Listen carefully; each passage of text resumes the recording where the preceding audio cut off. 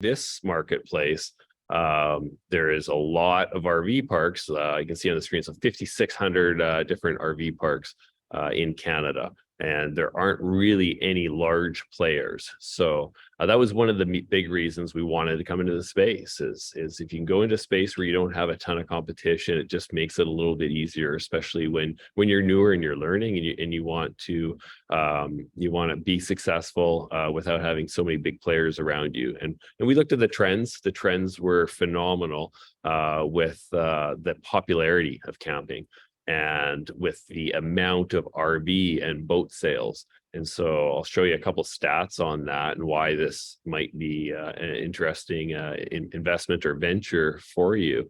20 to 1, there's 20 RVs for every one spot to plug one in British Columbia, which is what you see in the picture there by one of our properties.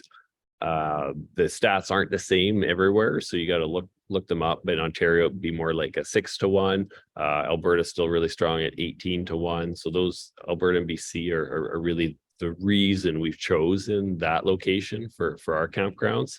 And we had the team around us that was already done lots of real estate development, real estate syndication.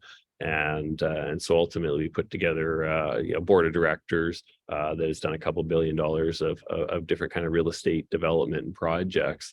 And where we focus, we say world-class destinations, and the trends with being able to work remote just made us believe that this is going to continue to be popular.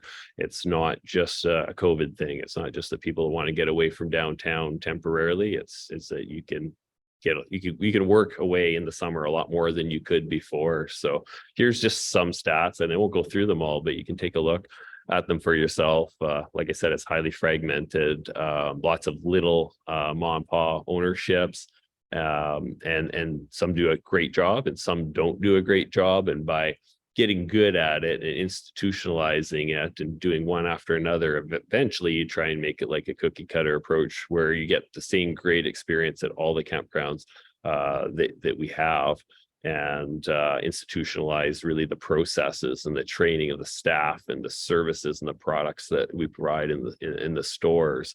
So I mean, the stat on the bottom, or 20 to 1 RV was the number one driver for us. There's 20 RVs. People don't have somewhere to take them.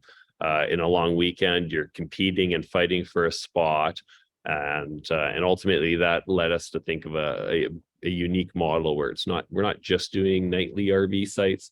We're allowing people to buy an RV site. So you can leave your RV there and know that you always got it at your favorite spot, and you can leave your toys out there and just, take your motorbike or your Tesla or whatever back home for the weekend and commute. You don't have to pack up the RV and clean everything. And some of the things that people don't like about RVing is it can be a lot of work. We've taken a lot of that away. It's all about lifestyle. How do you invest in yourself to make the best use of your own time?